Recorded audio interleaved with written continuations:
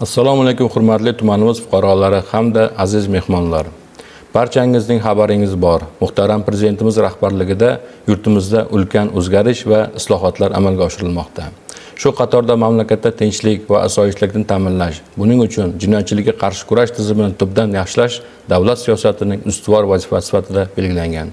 Bilasiz, jinoyatchilik va huquqbuzarliklarni oldini olish jamiyat barqarorligi, xavfsizligi va farovonligi uchun juda muhim. Bu nafaqat shaxsiy xavfsizlikni ta'minlash, balki iqtisodiy taraqqiyot va ijtimoiy barqarorlikni mustahkamlashga ham xizmat qiladi. Aziz fuqarolar, bugungi kunda tumanimizda o'g'rilik, ya'ni o'zganing mulkini yashirin ravishda talon-taroj qilish bilan bog'liq jinoyatlar ko'paymoqda. Shuningdek, axborot texnologiyalari jamiyatimizda tobora muhim o'rin egallamoqda. Internet va raqamli qurilmalar hayotimizni osonlashtirmoqda. Ammo ular bilan bir qatorda yangi tahdidlar, kiberjinoyatlar ham paydo bo'lmoqda. O'g'rilik jinoyatlari quyidagi ko'rinishda sodir etilmoqda.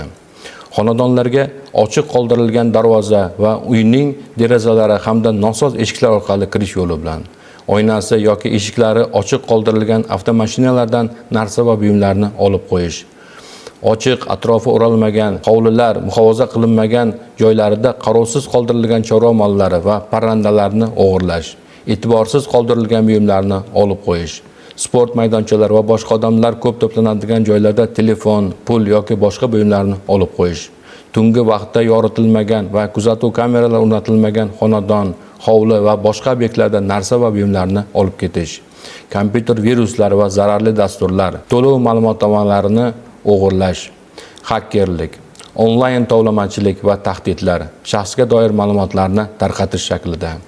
Aziz tumanimiz aholisi, aytish kerakki, joriy yilning 5 oyida sodir etilgan 59 ta jinoyatlarning 9 tasini yoki 15%ni aynan o'g'irlik jinoyatlari tashkil etadi. Ushbu o'g'irlik jinoyatlarining 4 tasi chorva mollari o'g'irligi bo'lsa, yana 4 ta holatda fuqarolarning yashash xonadonlaridan pul, telefon va tilla buyumlarni o'g'irlangan. Ushbu yo'nalishda qilingan amaliy ishlar bo'yicha qisqacha axborot bersam. Mahallalarda jinoyatchilik va huquqbuzarliklarni barvaqt oldini olish va jinoyatlarni issiq izidan fosh etish maqsadida joriy yilda 110 dona, jami 450 dan ortiq video kuzatuv kameralari o'rnatilib, shundan 110 ga yaqin viloyat va tuman ichki ishlar bo'limlariga integratsiya qilindi.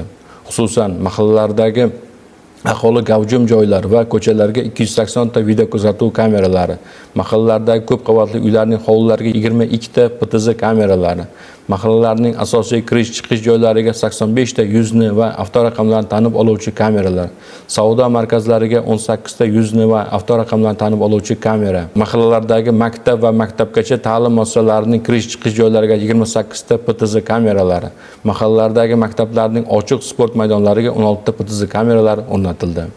Bundan tashqari, korxona, muassasa va tashkilotlar xodimlari va mahallalarda fuqarolarni ogohlikka chaqiradigan 1000 ga yaqin ogohlantiruvchi bukletlar tarqatildi.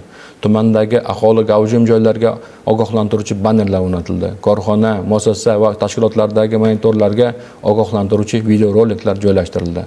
Mahallalar fuqarolari o'rtasidagi o'zaro ma'lumot almashinuvi uchun ochilgan ijtimoiy tarmoq guruhlariga kunlik ogohlantiruvchi buklet va videoroliklar joylab borilishi yo'lga qo'yildi. Hurmatli fuqarolar, agar siz yoki yaqinlaringiz o'g'irlik jinoyati qurboni bo'lsangiz, zudlik bilan huquq-tartibot organlariga murojaat qiling. Jamoatchilik nazoratini kuchaytirish, mahalla himoyasini kuchaytirish hisoblanadi. Xavfsizlik o'zingizdan boshlanadi. Jinoyatlarning oqibatlari bilan emas, ularning sabablarini huquqbuzarlikka imkon berayotgan shart-sharoitlarni bartaraf qilishni ustuvor vazifa deb sizlar bilan birgalikda harakat qilamiz. Huquqbuzarlik va jinoyat sababchisi bo'layotgan oilaviy, ijtimoiy, moddiy va psixologik muammolarni hal qilishga har bir fuqaroda jinoyatchilikka qarshi immunitetni bolalikdan shakllantirishga alohida e'tibor qaratamiz. E'tiboringiz uchun rahmat.